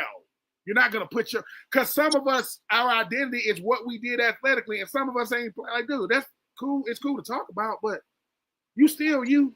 I ain't made it to one of them NFLPA meetings yet, Marvin. I'm gonna get over there just so I can tell the players, fellas, we're not here to talk about the glory days. We're here to be appreciative of the fact that we're healthy and strong and we're alive. We in our right minds, right? We know where we at. Not, man, I just bought a brand new. I said, well, congratulations, sir. The bank got you for 7 years, and they ain't gonna make the car when you get done paying for it. And whoever came up with HOAs need to get fined. HOAs are the devil. You're not wrong. You're not wrong there. And as we're speaking of the devil, this is a situation we knew was going to blow up as soon as it happened. It came out today, this past week. Travis Hunter's wife has filed for a divorce, and she wants $40 million. Now, everyone and their mother done warned this man about this woman, and sure as enough, I don't even think they made it 3 months, brother. Ben, let's start off with you because me and you already went down this road about how these young men need to protect themselves from some of these women that ain't there for you. Let me tell you something about Mama. Hold on, Marvin. Let me tell you something about Mama real quick. Your mama ain't got no reason to lie to you, and you know what your mom is? She's a woman. She knows women. So when she goes, Marvin, I don't know about her mom. She ain't saying not to do it. She ain't saying Ben or Steve don't do it. She's saying be mindful because I can see what you can't. I can. And for Travis Hunter, what I do, look, he gonna have to deal with it. It's not gonna be just him. Here's the thing about Travis Hunter: self-esteem is a real thing, man. And when you lack it, people take advantage of it. If a woman tells you to your face, "I don't usually date a guy like you," just stop right there. E-break. No, because listen, I went out. Listen, Marvin followed his daddy at SC. I went to the University of Florida. Am I handsome? I don't know. My wife may think so, but I went to Florida, so I'm visible more than I'm anything else. Travis Hunter was told by his lady, "You ain't my type." She didn't say you my type now. She's saying you ain't my type, but we together. Yeah, that's like, and I'm praying for that young man, but I think for Travis, Dion sat him down and told him, Travis, listen to me, man. Look at me. I'm trying to help you. Think about this. If a man that's a model, wife leave him. Most of us don't look like no model. There's a man that's a model, and his wife left him. Travis, I'm not saying you unattractive. I'm saying you ain't no model and you ain't her type. These ain't even these are blues clues, context clues. She's trying to help you, but Dion said, you know what? Sometimes you got to learn the hard way. Sometimes you got to learn through life. And now it's not that the next woman for him he should be cautious. It's just if your lady want to tell you about her previous partners, you'll be like, all right. But the reason why you don't really want to know, because you don't want to have to tell her about yours. Sweetie, that was before me. That's cool. Long time ago. Exactly. That ain't got nothing to do with me. Now, if y'all run into one of them, what's up? Be respectful. But Travis, if I could see my lady taking pictures with rappers and all this other type of stuff, I could kind of see the type of dude. And if I was going to be her saving grace, I get it. I hope it. Travis, get you some good lawyers, man. Because the ugly side of life happens to some of us. I'm wishing that man the best, man. I'm not trying to pile on because it's publicly humiliating for him because everybody think they know the insides of his relationship. But Travis, man, be careful, man. Be careful, be mindful, and be ready. Because if she's putting it out there, she wants 40 mil. I mean, do you have 40 mil? My God, so hey, man, I'm praying for him. As great as a football player he is, man, we ain't bigger than life, and we all listen. And for anybody that's ever loved somebody, as much as you think you listen, the heart wants what it wants, right? Yes, and, sir. Hey, man, I'm wishing them the best. I hope that cooler heads prevail. And I hope that whenever he goes see Coach Prime and they have them private conversation, Prime will look at him and say, I know this part too, Travis. I've been divorced twice. I know this. Yep. So, hey, man, but it happens, man. I mean, it's a cautionary tale.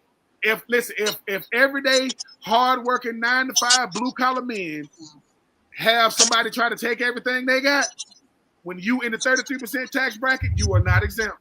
You are not exempt. But we'll see what happens, man. Hopefully, they find a way to reconcile. I'm not saying they're gonna be together, but they find a way to handle it, respectfully. But my goodness, man, maybe her public cries might help him in court. I don't know. Marvin, what are your thoughts on this one, brother? Man, this ain't nothing but a good old honey trap. You know what I mean? She spotted him from a mile away. Look, my coach at SC, Keith Burns, used to say, when a man is young and immature, that punani is undefeated. Every single time it's going to get you. If you don't know better and you ain't used to that, and you ain't used to getting certain caliber of partners, and you ain't used to that, being that guy, and you meet somebody who you think is special, and she convinces you she's special, and she gives you something that you think is unique, and you just don't know no better. Because it didn't sound like he had a kind of life where he was out there living it up. He seems like he's a real quiet dude, chill. You know what I'm saying? Mm-hmm. And she saw that. And listen, these girls, they read the sports paper. They know who's who and what's what. You know what I mean? This was a classic honey trap, and everybody around him told him that.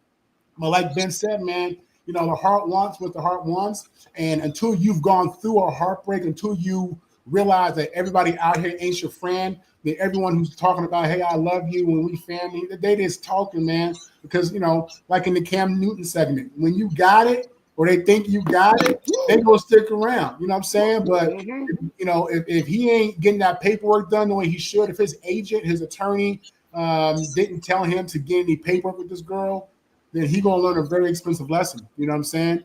Yeah. He is. I don't want that for him because he really comes off as a really good dude, really focused, and and we forget that in the media as the media was going after him. But let me tell you something. I know a bunch of Travis Hunters. There's so many Travis Hunters out there on different levels. We talking about, we picking on athletes, 50 athletes. There's so many suckers walking around here, getting done by these chicks. It's crazy. But Travis out there. Travis is the one that's on that mountain that we are looking at. Man, your boy's a Travis Hunter. You've been a Travis Hunter at some point in your life to some degree. So he learning the game at a high level. He learned this game. It's gonna cost him some bread. But he gonna learn. He will become a lesson. You'll see Travis being brought up in the next rookie symposium or something like that. They may not use his name, you know what I'm saying? But this is a classic honey trap. It's been worked since Adam and Eve. Men at a certain point in their life, they can't fight it. They need that, and that punani is king, and they don't know how to break that out.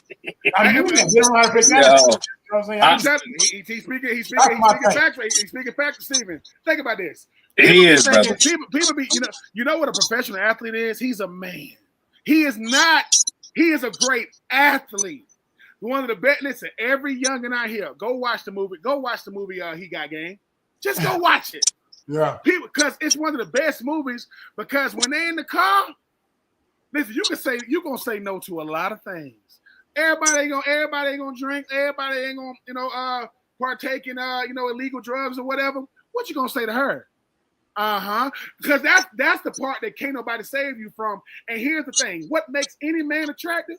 Money. That makes him very attractive to both men and women, right? To both people, right? It's what they say. It's never hard to make new friends when you're making them Benjamins, right? So when it comes to Travis, the one thing a lot of men ain't never heard in their life is, "Oh, you look good." A lot of men ain't never heard that. Women hear that their whole life. So what? Their whole life, right? So when it comes to the guys, can you handle compliments? Can you see it? If you couldn't get her without the money, you shouldn't want her with. That's what my daddy. If you couldn't get her without what you got now, you know that what you got now was the only reason why she's saying what's up. You see her. I mean, I've seen her a bunch of times. Yeah, I mean, we came up in school together. And there ain't a man walking want to be with a woman that say, you ain't my type, but when I'm not your type, why you talking to me? And Marvin knows, listen, Marvin out there at SC, where, I mean, a beautiful woman, just open up your eyes. Good God, LA, they everywhere, right? Travis got somebody who never would have even looked his way, and somebody saying, Travis, what are we doing? Because listen, and I was trying not to say it, but suckers come in all shapes, sizes, colors, and athletic ability. It does. Steven, you've been out with a friend before, and you saying, wait a minute, man, why you rent this car? Because, man, I want to impress her. Okay. But how you going to keep her? Oh, yeah. Man. So that's all. There's nothing about Travis Hunter's wife that says she want to go fishing. Travis is probably fishing right now. That boy is from Florida, went to high school in Georgia. His family lives in Savannah. And now he's $40 million. Goodness, man. Have a good game against the Panthers week 1, I guess. Man, that's doing it. But suckers, and listen, Travis, we ain't calling you a sucker. We saying you got sucker tendencies. I'm not calling you a sucker, but the only reason why I can tell you how to get duped is because I've gotten duped, youngin. We know it's happened to the best, but you know, it wasn't for 40 mil though. My goodness. Dang. I'm gonna just end this topic on this one. I think all athletes should go and look what John Cena does. He has contracts written up. If you move it in my house, you have to sign this contract. Protect yourself. Take care of yourself, because not everybody is going to want the same things out of you. So I bring John Cena up because he's probably one of the more popular actors, wrestlers in the world today. And he's never been married, and he doesn't have kids. There's a reason for that, and that's because somebody done hurt that man at some point in time before, and he's protecting what he has and making sure that no one can take something from him. They can't dupe him into things with compliments and giving him this, giving him that. So, I would say to some of these athletes, go look at John Cena. I'm not telling you not to have kids, not to have a family. I'm just saying protect yourself. That's all I'm going to say on that one. Gonna jump forward real quick. We got to make fun of the Dallas Cowboys, and Shaq is also a part of this one because he's made a ridiculous bet onto it. So during the joint practices last week, Dak Prescott made an absolutely ridiculous comment saying that his Cowboys and the Rams are going to see each other in the NFC Championship game. That is the top form of delusion. I'm not sitting there saying they don't have talent. I'm not sitting there saying that it's impossible. I'm just sitting there saying with all the dysfunction that's going around that team right now, the fact that you're telling the Rams you're going to see them in the NFC Championship game is top form delusion. Now, how I'm tying Shaq into this is because Shaquille O'Neal has gone out there and basically said that he's going to make a bet that not only the Dallas Cowboys are going to beat the Philadelphia Eagles week 1, that they go to the Super Bowl. And if that doesn't happen, apparently he's going to be going to one of his restaurants and his Weight Watchers dress that I don't think I want to see Shaq in a dress right now. I hope this is Shaq just talking it up on his podcast and things of that nature. But let's start off with Dak Prescott in his comments that he's going to see the Rams in the NFC Championship game. Marvin, what is going to have to happen for the Dallas Cowboys to get over their postseason shortcomings and actually make it to an NFC Championship game? First of all, if they don't sign Michael Parsons, none of this is even real. You're talking about an elite level defensive player rush in. He's a game changer. He changes the game just like that. So if he's not signed and in camp and on that roster, this is all for nothing. Jerry Jones gave Dak, hundreds of millions of dollars. Dak is making like $60 million per year. He better say that. You're the quarterback. He's supposed to say that. You know what I'm saying? Like, and you don't want your quarterback saying anything else other than that, to be honest with you. Maybe he has some insight. I haven't been watching their practices. I don't know what's really happening in Dallas Cowboy training camp. Maybe he sees something that we're not privy to. But with that said, when you're the quarterback, When you're the $60 million man, you better come out there confident like that, and you better try to change the narrative where everyone's telling you how, like I'm saying, you ain't gonna be anything if you don't sign that boy on defense. Your season is nothing if you don't get pressure on that quarterback. And other than Michael Parsons, I don't know who they have to get to that quarterback. So I'm not mad at Dak for that. I don't think it's realistic. I think they're probably the third best team in their division, realistically. And I don't see that team making it to the playoffs, especially without their top guy on defense. In regards to Shaq, boy, you better not put no dress on. You better not put no dress on under any circumstance. Do we see your big ass out there looking like a female? You know what I'm saying? Let the females be females. I don't care about jokes, all in jest. We don't need those images. You got sons, man. What you doing? That's my. No, I'm just saying. And for those people who out there and do that, that's all good. Live your life. That ain't Shaq. I don't think. I ain't never heard about Shaq being at Diddy party. I don't know. I'm just saying that I don't even see Shaq in a dress. That's not it. I wouldn't even put that out there as a joke. That's me. That's how I was raised. That's just me. Okay. My son don't need to see that. My daughter don't need to see that. And I don't care if it's for charity or for whatever. Shaq, stop playing. Get your butt back in that Kia and do them commercials or Oldsmobile, whatever that is. That's my team. All right, Ben. Dak Prescott and Shaquille O'Neal's ridiculous bet. Dak Prescott don't know. No, he's saying the Cowboys and the Rams gonna see each other in the NFC Championship game. They must gonna meet up. They're gonna meet up as a group and just watch the game. They're not gonna be there playing the game, but they could. Yeah, I mean, Stafford, Devontae, Puka. What suite y'all want? We trying to book the suite. They'll be there. They'll see what it's like, right? Especially Dallas, especially Dak. And and here's the thing about Dak. Dak, I get, just because somebody asks you something, you don't got to respond. And Shaq, I agree with Marvin. Like, what? Like, what? Like, what is this obsession? Especially betting for Dallas. Like, it's one thing to make a bet you're going to win, so that'll never happen, right? It's another thing to sit there and say, the Dallas Cowboys are going to go to the Super Bowl and they're going to beat the Philadelphia Eagles week 1. If not, I'm wearing this dress. What? Yeah, and the thing about the listen, I get it. With some of these guys, you're trying to be funny, but that's any celebrity that wanted to do it for charity back in the day, I get it. You Shaq, just make a bet. Why it got to be all these other things and sitting there and having that picture in front of you? That's not what is that supposed to be like something we envious of? We're not. There ain't nobody walking around their house. I'm not gonna tell my sons, yeah, this is your daddy, right? When I had to put this dress on for charity or whatever. No. We do charity all the time.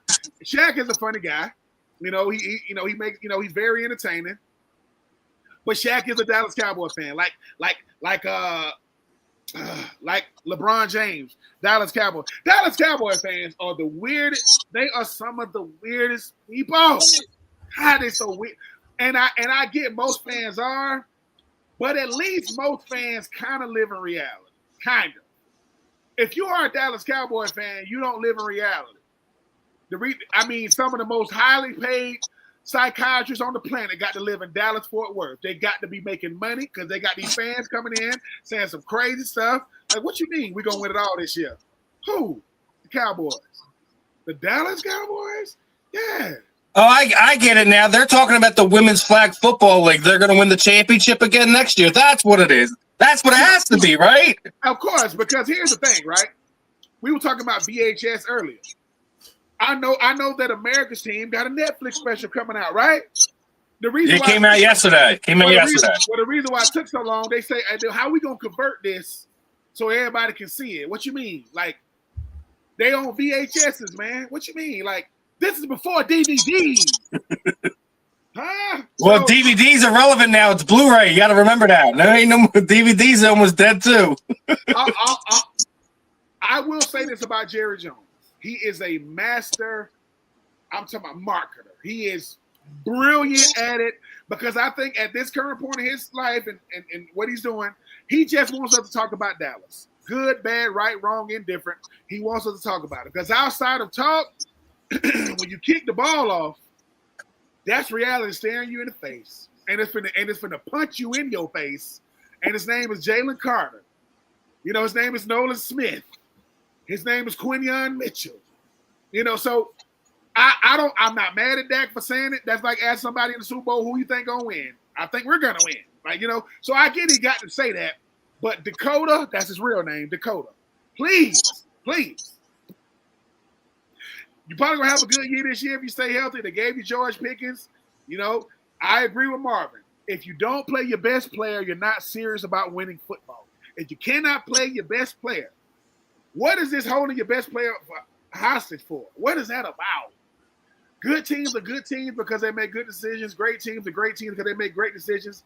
And elite teams, they make the best decisions. Dallas is none of those. They're not good. They're not great. And they're definitely not elite. They're entertaining. That's what they are. And until they do something else, there's going to be much to do about nothing. But Dak, you kind of got to go to the NFC Championship game now, even if you're not going to make it there. And just show your face. Hey, man, we said we was going to be here, man. Shaq might be walking around with a, I don't know, with a rump. Oh, man. That's crazy. Shaq, you're 7 foot, whatever you are. Calm the nonsense down. And if Shaq comes to you and says, make me a dress, tell him no. No, I'm not making it. That's ridiculous.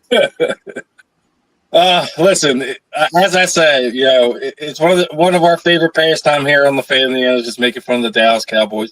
They give us so much material; it's so hard not to do it. So I just had to bring that up. Obviously, Dak feels the way he feels, but let's move on. I want to get into some lighthearted stuff. Go to quick talk some baseball real quick. Now, came across this a few weeks ago, and even more, another quote came out from pitcher Matt Stave. Now they were asking him about his affinity for the card collection. Why is it one of his favorite things? Is Pikachu ain't gonna tear his ACL. Charmander isn't gonna go get a DUI, and me and Ben we'd already been beating on this stuff. Some of these things that some of these athletes do, to the point that Matt loves card collecting so much. He has now enlisted fans because he now's got Bryce Harper in on the game. He's and to the point where making some deals out where if any people have any rare and good Bryce Harper cards to kind of reach out to them, and they're going to make some deals for some game worn cleats, jerseys, bats, things of that nature. I'm gonna start off with Ben here, right? Obviously, the card collecting, memorabilia collecting thing has kind of really transferred from just being a fan thing to a lot of athletes are doing this stuff. Matt, even to the point, goes and collects cards of guys who's hitting home runs off him. He'll go and buy, one of their autograph cards off of Topps or whatever. That someone hits a home run off him, he'll go and be like, hey, listen, if he gets a dinger off of me, he's a guy's worth collecting. When do you think this thing became a change where it's not just a fan thing, it's an athlete thing where, you guys are, I mean, obviously we see it in the NFL with the jersey swaps. That's been kind of a big thing over the last, 5, 6, 7 years. But when did this thing change? When did it just become a fan thing to it's absolutely an athlete thing now? I think it's always been an athlete thing, but I think now it's a way for athletes to really let the fans know how much they appreciate. Because as long as you paying homage to the ones that's always been doing it, because if you're an athlete, you can be known for it because you're a bigger name, got more money, got more fame. Make it more about like the Fanatics way. Do it to where, hey man, these fans have been doing these memorabilia and card events for years. They've never gotten it to a higher level. You can help them get it to that level. Showing up. Because here's the thing. Some of these fans, they don't got as much money as some of these athletes, but some of them are making good money doing this stuff. Because they understand what is rare, what is not. And I think it's all about showing love to the people that are the reason why you are who you are. You are who you are because people paid to see you play, bought your memorabilia. You became a big name because of the people, not because of you. So yeah, if you wanna make it bigger than what it is, because these things are huge now. I mean, you talk about convention centers, top to bottom. And here's another thing too. as good as you think you are at it, you're still an amateur. There are people that's always done it, and they'll say, it's cool, you got that. They'll say, is that a Cal Ripken? Yeah, that's authentic. Is that a Nolan Ryan? So I like the fact, too, it's almost showing your human side. It's not all about me. Hey, man, I'm coming over here to what you guys doing. Let's talk.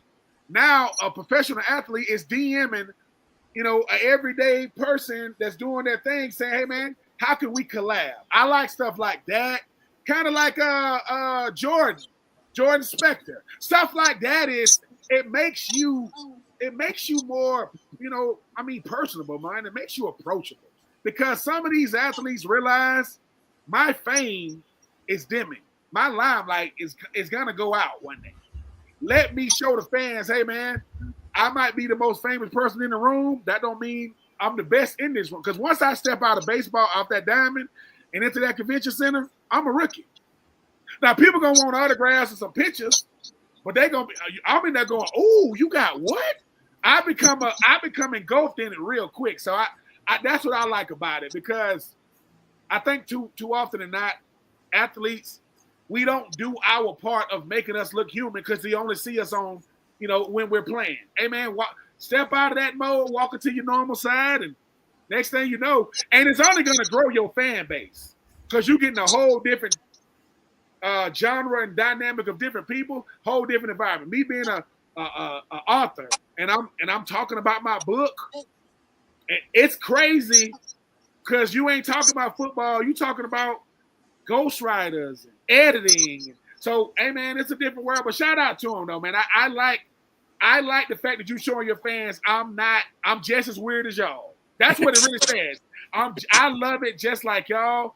And Marvin can tell you when Marvin starts working for the PA, you learn more about more players doing this than you did when you played. Because now it's more intimate. It's on purpose. Hey man, I'm here to talk. I'm here to let you know. So I'm looking forward to that. And I guarantee you what he's really not saying, he's having more fun doing that than playing. He can't say that right now. But because I ain't got to worry about no batters. I ain't got to worry about, you know what I'm saying, Juan Soto. I'm here with y'all doing cars. And guess what? He might be the most famous. He ain't got the nicest cars in it though. He in there trying to trade little kids. A 10-year-old. What's up? I give you this, you give me that. Well, mine is what you're saying. You brought some money with you? Because they still do that in Jacksonville, Florida. They do it like every month. You can walk in there with some cars. You walking out of there $10,000, $15,000. And I'm not exaggerating. This stuff is I ain't got down there yet, but I'm gonna have to let my wife have a weekend vacation. Where you going? I'm just going to Jacksonville. I'll be back. Come back with a couple of dollars. Who knows? What's your thoughts on this one, Marvin? Yeah, quick. Before the days of social media, the life of a celebrity or an athlete was much more mysterious. Much, there was much more mystery to who you were and what your life was like. And now with social media, people are living their entire lives online.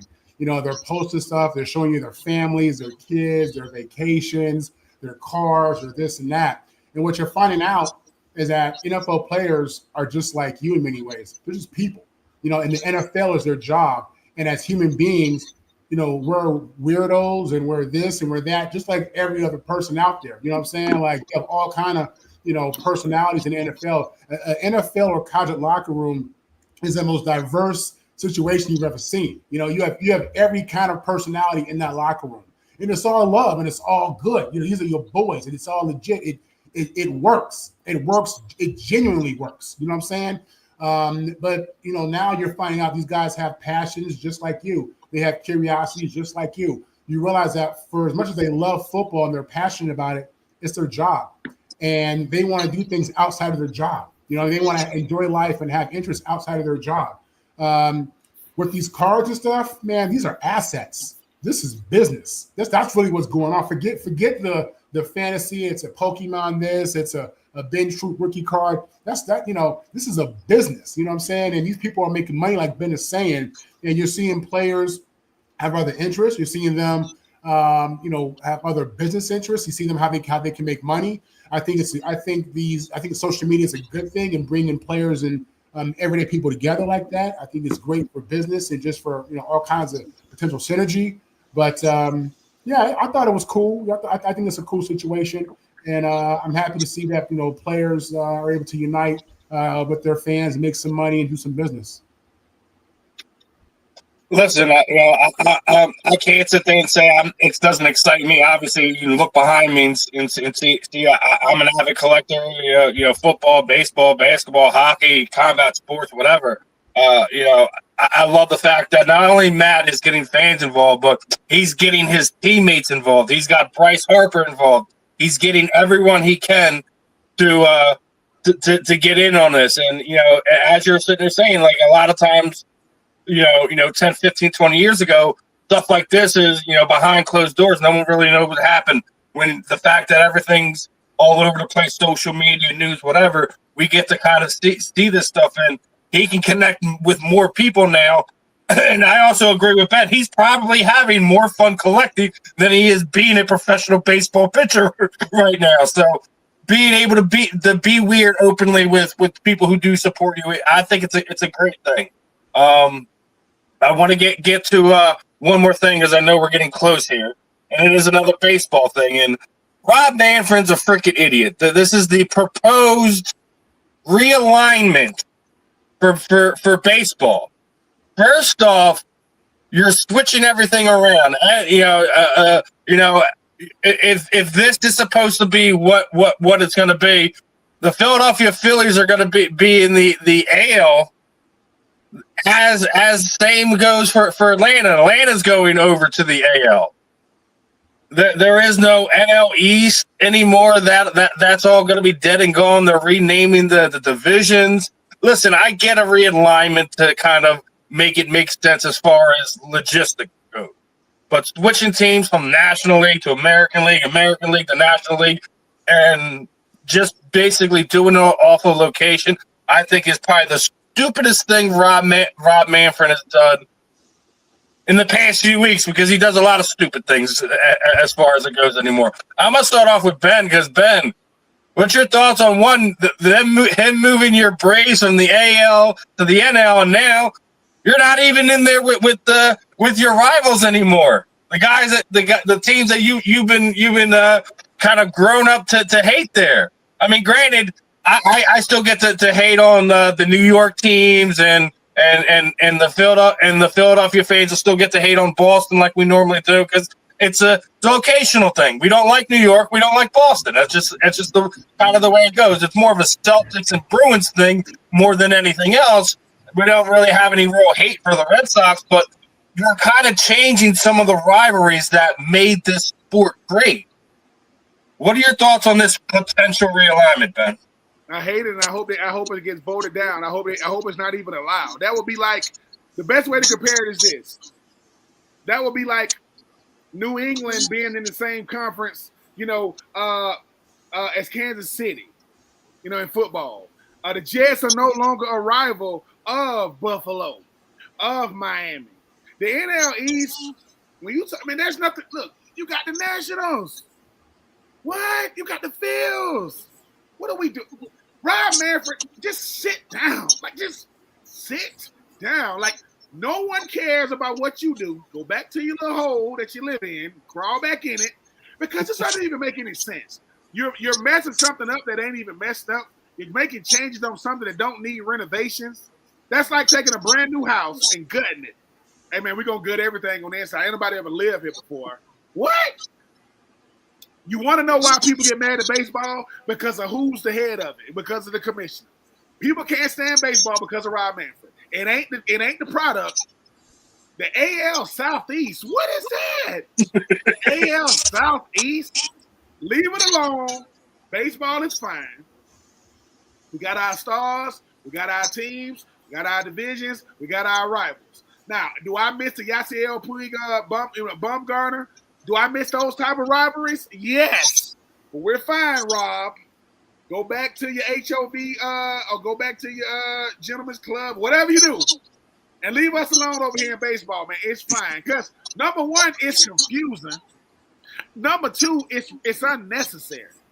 You know what I'm saying? That would be like cutting your grass every day of the week. Well, do you only cut it one time? Exactly. You cut it and you leave it alone. Let it grow back. Rob Manfred, leave it alone. Love baseball. I love the way it's going with the divisions. Man, what's up with the AL Southeast? It's ridiculous. It's not real. That's what I would say. This goes back to: do you go to USC? Oh, you talking about Carolina? Yeah. Or do you go to SC? Listen. One is prestige, and the other one has Mr. Big Spur. That's his nickname. That's the little Gamecock nickname. You know, so I'm just saying. Leave it alone, man. Rob, leave it alone. That's all I'm saying. Leave it alone. All right, Marvin, what are your thoughts on this? I know you're not the baseball aficionado here, but exactly. I think it's inevitable, and I think it's genius. Listen, again, I'm not a huge baseball guy. I love the Yankees and Dodgers, especially around the playoffs. But baseball, as I remember, I've heard recently, they've been hurting in numbers. And I think they said 50% of their fan base is 50 years old and older. Okay. I remember, 10, 15 years ago, they were saying how McGuire and Sosa saved the sport. All right. Baseball at one point was king. It was a king. It was what the NFL is now.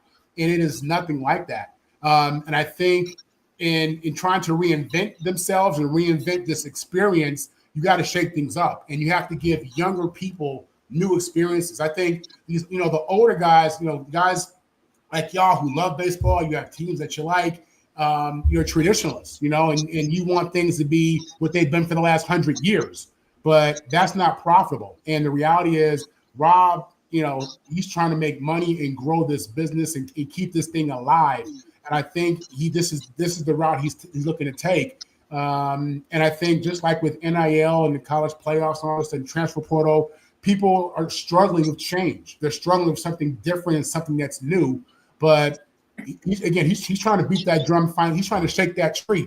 He's trying to find some money. You know what I mean? And that's what it's about. That's the bottom line. So with this realignment, I would assume that they have a plan in place to how they're going to market and appeal to new fans, younger fans, different demographics, which is another baseball issue. But this is him just trying to figure out how to keep this thing alive and how to keep people interested and how to keep this thing fresh and new and different and give us something different. And at the end of the day, it comes down to baseball's existence, and it comes down to making money.